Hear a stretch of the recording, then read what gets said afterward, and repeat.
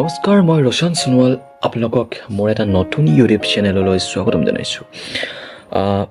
হয়, এইটো এটা নতুন ইউটিউব চেনেল, আপোনালোকে ছাপোৰ্ট কৰিব, মই আগুৱাই যাম। ইয়াত তেনেকৈ বিশেষ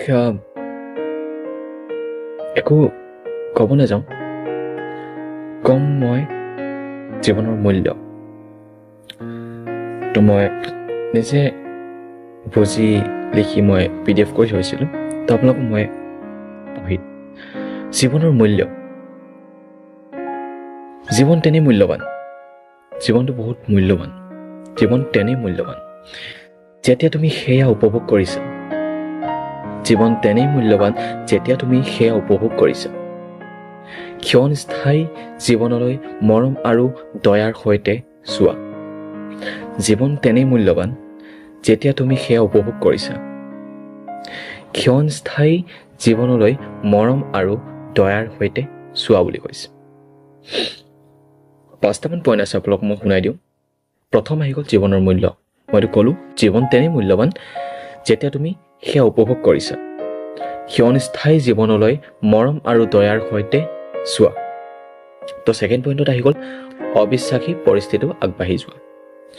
তাত কৈছে যে জীৱন যত কঠিন হ'ব, জীৱন যত কঠিন হ'ব সেয়া তোমাৰ প্ৰত্যাশা আৰু সংকল্পক পৰীক্ষা কৰে। জীৱন যত কঠিন হ'ব সেয়া তোমাৰ প্ৰত্যাশা আৰু সংকল্পক পৰীক্ষা কৰে, কিন্তু যোদ্ধাৰ দৰে আগবাঢ়ি যোৱা কৈছে। ছেকেণ্ড পইণ্টত কি কৈছে যে জীৱন যত কঠিন হ'ব, বহুত কঠিন হ'ব কৈছে, সেয়া তোমাৰ প্ৰত্যাশা আৰু সংকল্প পৰীক্ষা কৰে বুলি কৈছে, কিন্তু যোদ্ধাৰ দৰে আগবাঢ়ি যোৱা বুলি কৈছে। হাৰ নেমানিবা কেতিয়াও, যোদ্ধাৰ দৰে আগবাঢ়ি যোৱা। তো ছেকেণ্ড পইণ্ট গ'ল। তো ছেকেণ্ড পইণ্ট গ'ল। এতিয়া 3 নম্বৰ পইণ্টলৈ আহোঁ, সপোন দেখাৰ গুৰুত্ব। 3 নম্বৰ পইণ্টত কৈছে যে জীৱনত একো নহ'ব পৰা, জীৱনত একো নহ'ব পৰা, কিন্তু সপোন দেখাৰ উপৰিও আশাবাদী হোৱা বুলি কৈছে। কেতিয়াবা সেয়াই আপোনাৰ পথৰ প্ৰাৰম্ভিক চিন, কেতিয়াবা সেয়াও আপোনাৰ পথৰ প্ৰাৰম্ভিক চিন বুলি কৈছে। তো 4 নম্বৰ পইণ্টত আমি আহোঁ, সময়ৰ সঁচা অৰ্থ। সময়ৰ সঁচা অৰ্থ। ইয়াত কৈছে যে জীৱন যে সময়ৰ ভিতৰৰ সীমাবদ্ধ সেয়া উপলব্ধি কৰা বুলি কৈছে। 4 নম্বৰ পইণ্টত কৈছে যে জীৱন যে সময়ৰ ভিতৰত সীমাবদ্ধ সেয়া উপলব্ধি কৰা। সময়ৰ সৎ ব্যৱহাৰ কৰিলে সেয়া চিৰকালৰ বাবে স্মৰণীয় হয়। সময়ৰ সৎ ব্যৱহাৰ কৰিব লাগে বুলি কৈছে। সময়ৰ সৎ ব্যৱহাৰ কৰিলে সেয়া চিৰকালৰ বাবে স্মৰণীয় হয়। তো 5 নম্বৰ পইণ্টত আহি গ'ল এতিয়া আত্মবিশ্বাসৰ শক্তি। তো ইয়াত কি কৈছে, জীৱনৰ সকলো দুখ পৰিস্থিতিটো যদি তুমি নিজৰ ওপৰত বিশ্বাস ৰাখা, তেন্তে সেয়াই তোমাৰ সফলতাৰ মূল চাবিকাঠি হ'ব। আপোনালোকে বুজি পাইছে নিশ্চয় কি কৈছে ইয়াত। অবিশ্বাসীৰ শক্তি পইণ্টত কি কৈছে যে জীৱনৰ সকলো দুখ পৰিস্থিতিটো যদি তুমি নিজৰ ওপৰত বিশ্বাস ৰাখিবা, তেন্তে সেয়াই তোমাৰ সফলতাৰ মূল চাবিকাঠি হ'ব। আপোনালোকে নিশ্চয় বুজি পাইছে কি কি কৈ আছে, অৰ্থ মই নুবুজালেও চাগে আপোনালোকে বুজি নিশ্চয় পাইছে।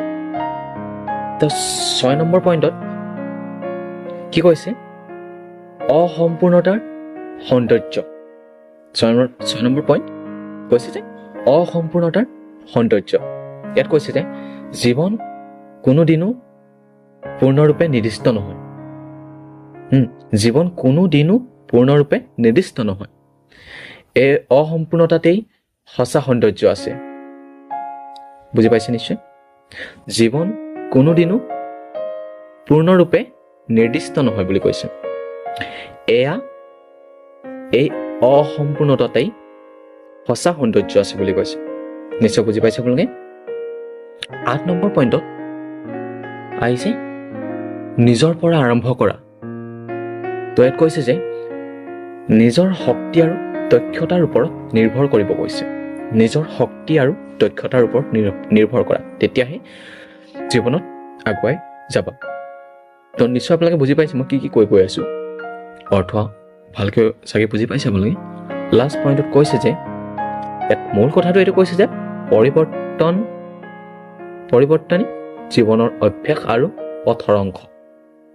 পৰিৱৰ্তনেই জীৱনৰ অভ্যাস আৰু পথৰ অংশ। মই আপোনালোকক পুনৰ আকৌ চুটিকৈ মই বুজাই দিছোঁ।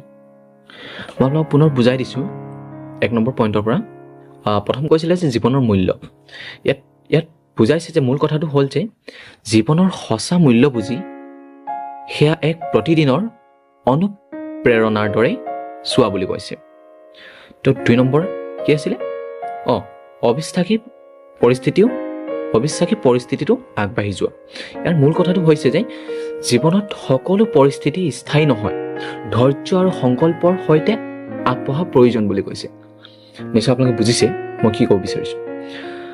3 নম্বৰ পইণ্টত কৈছে যে সপোন দেখাৰ গুৰুত্ব। ইয়াত কৈছে যে মূল কথাটো হৈছে সপোনবোৰ সকলো কঠিন সময়ত আগবাঢ়িবলৈ শক্তি দিয়ে। সপোনবোৰে সকলো কঠিন সময়ত আগবাঢ়িবলৈ শক্তি দিয়ে বুলি কৈছে। তো ইয়াত 4 নম্বৰ পইণ্টত আহি গ'ল আত্মবিশ্বাসৰ শক্তি। তাত মূল কথাটো কি কৈছে? আত্মবিশ্বাসে আপোনাক শক্তি আৰু আগ্ৰহ দিয়ে বুলি কৈছে।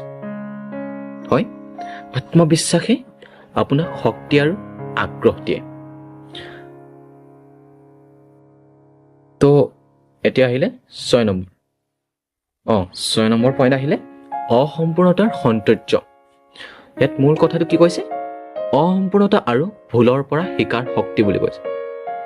অসম্পূৰ্ণতা আৰু ভুলৰ পৰা শিকাৰ শক্তি এইটো আপোনালোকৰ থাকিব লাগিব, শিকিব পাৰিব লাগিব যে অসম্পূৰ্ণতা আৰু ভুলৰ পৰা আপোনালোকে কিবা শিকিব পাৰিব লাগিব। তাৰপিছত কৈছে কি পইণ্ট আহিছিলে? নিজৰ পৰা আৰম্ভ কৰা।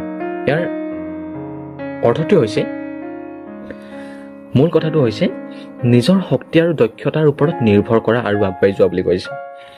নিজৰ শক্তি আৰু দক্ষতাৰ ওপৰত নিৰ্ভৰ কৰা আৰু আগুৱাই যোৱা, জীৱনত সফল হ'বা। তো লাষ্ট পইণ্ট কি কৈছিলে? জীৱনৰ পৰিৱৰ্তনশীলতা। ইয়াৰ মূল কথাটো হৈছে পৰিৱৰ্তনেই জীৱনৰ অভ্যাস আৰু পথৰ অংশ। পৰিৱৰ্তনেই জীৱনৰ অভ্যাস আৰু পথৰ অংশ। তো আপোনালোকে নিশ্চয় বুজিলে এই পইণ্টকেইটাৰ সঁচা অৰ্থ, যোনটো মূল কথা আপোনালোকে বুজিলে। নিশ্চয় আপোনালোকৰ এই ব্ৰেইনটোত সোমাইছে নিশ্চয়। তো